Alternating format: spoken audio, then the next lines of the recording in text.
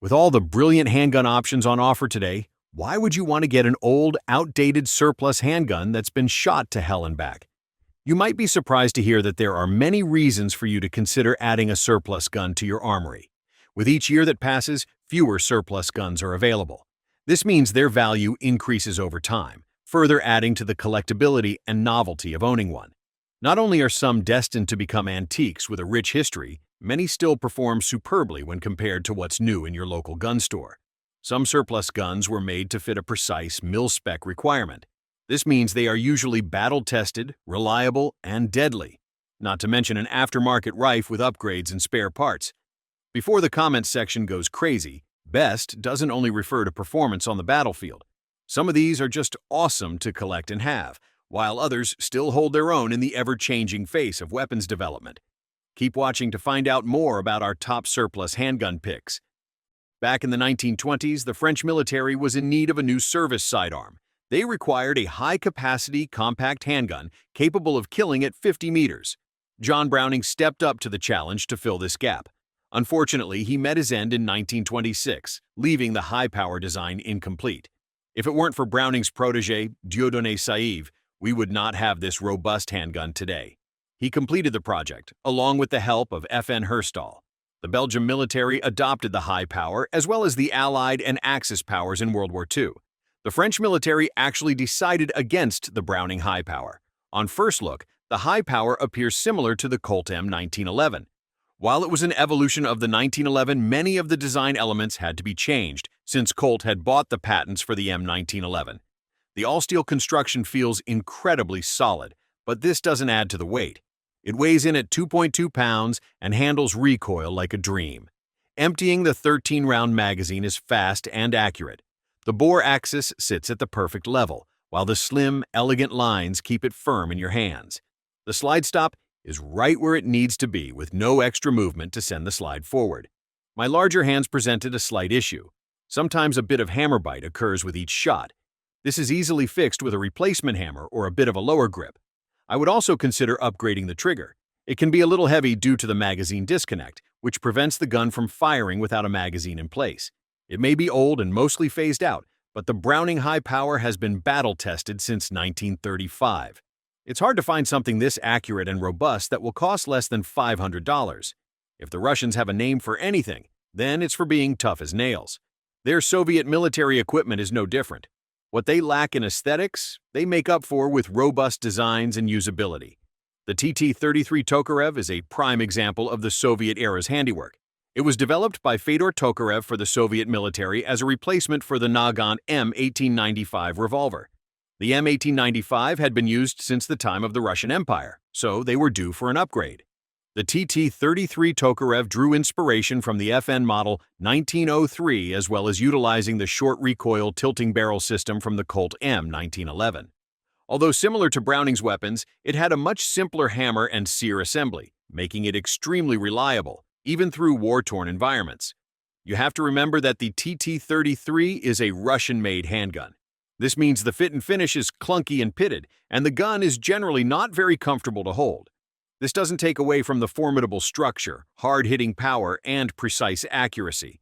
The older models of the TT-33 did not have a safety feature of any kind. The newer replicas include crossbolt and trigger-blocking safeties. The steel magazine holds 8 rounds of 7.62 by 25 mm or 7.63 Mauser. Considering this is a Soviet-era chunk of steel, the weight of 32 ounces shouldn't surprise you. The power of the round means this is a loud gun to shoot, as well as having some snappy recoil. Being paranoid about World War III, the Soviets made thousands of these, so the surplus supply is plentiful. You can pick one up for less than $300. While you are not going to carry this for self-defense anytime soon, it is a great novelty item that transports you back to the Russian Empire. It was eventually replaced by the Makarov in 1952. The introduction of the AK changed the role of the pistol for the Soviets. It was now more of a backup instead of something they would run onto the front lines with. The TT-33 mentioned previously was too bulky to be carried alongside the AK, so an upgrade was necessary. A competition was held to see who could come up with the best design as a replacement. The Makarov stole the show with its sheer simplicity, excellent reliability, and quick disassembly. The Makarov is similar to the Walther PPK, using as few parts as possible to contribute to its simplistic design. This gives it a solid, hardy construction that feels surprisingly okay in your hands, not to mention a gun that will run without a single failure, in any condition. I'll be honest, the ergonomics on the Makarov are not going to do you any favors. While it is lighter than the TT-33, the steel construction does add a hefty feel to the gun. It weighs 26 ounces, and that is without the 8 rounds of 9x18mm Makarov.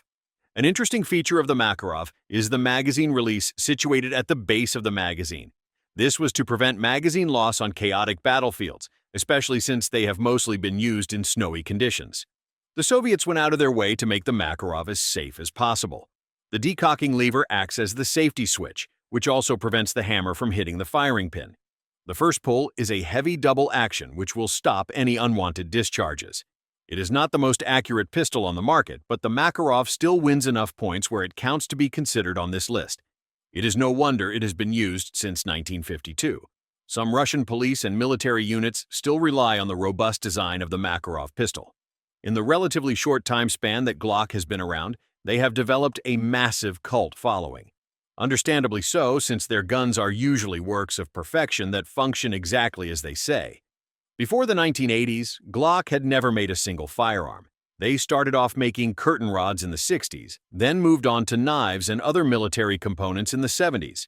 It took a team of firearm designers and professional shooters, coupled with Glock's high-quality synthetic materials, to produce the first Glock 17. The Glock spawned a new era of striker-fired, polymer-framed pistols that took the world by storm. With each generation, new improvements are made to the fantastic plastic handguns. The smooth, snag-free design and lightweight make the Glock some of the best everyday carry guns that money can buy, especially if you are in the surplus market. The availability of aftermarket parts will ensure you can always get your Glock in running order. I would recommend taking a look at the Glock 17, 19, 22, and 23. This all depends on what you want out of your handgun. The 19 is the obvious choice for everyday carry with its smaller frame. The 22nd and 23rd are chambered in .40 if you want a harder-hitting round. Remember that the Glock does not come with an external safety beyond the trigger safety latch.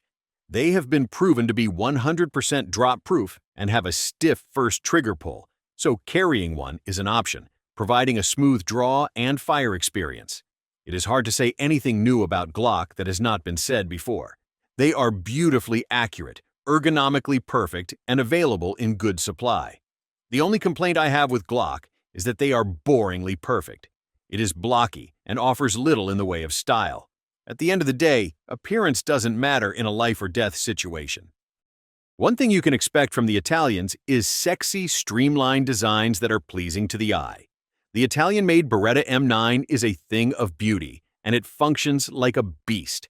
It was awarded the contract to supply the United States Army, replacing the M1911 and being chosen over the Sig Sauer P226. Some say the P226 should have won that battle, but the Beretta was chosen for cost reasons. The M9 had its fair share of problems on the battlefields in the Middle East. The harsh environments took a greater toll on the weapons than expected. There were slight feeding issues with the first models, not to mention slides that would blow off the gun once it had a high shot count. These issues were fixed by Beretta over time. In an urban environment, the Beretta 92 will run like a Ferrari. The recoil is minimal. It effortlessly empties the 15-round double-stack magazine while staying directly on target.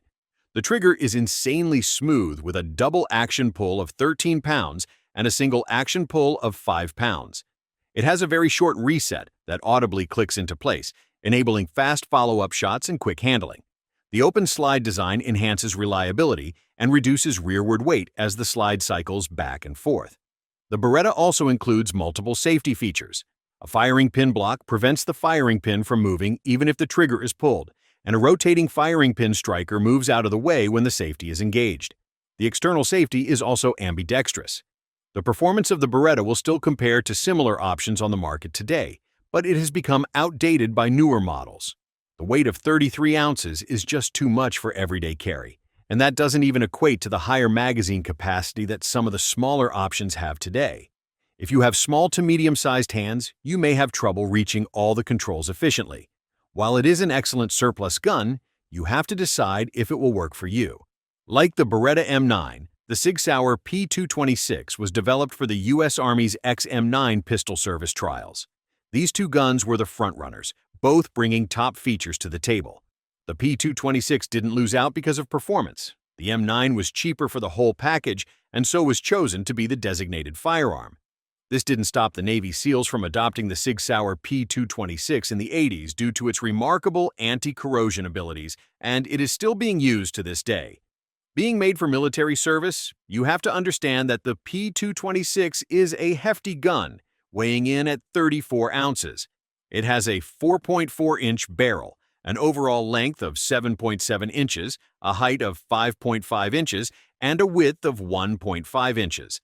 This doesn't make it ideal for deep concealment, but it handles recoil like a pro.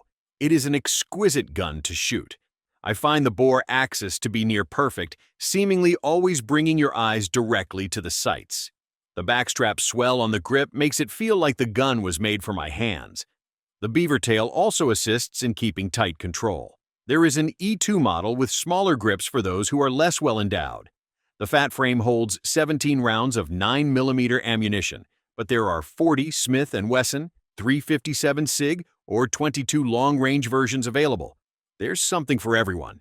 The P226 is also tough as nails. It has been thoroughly drop and torture tested in experimental conditions and in the hands of the expert Navy SEALs. The all-metal design may not stand up to the modernized polymer options we have today, but this doesn't mean it won't be a worthy weapon in your hands. Who doesn't want a gun that is tough, accurate, and reliable enough for the SEAL teams to depend on?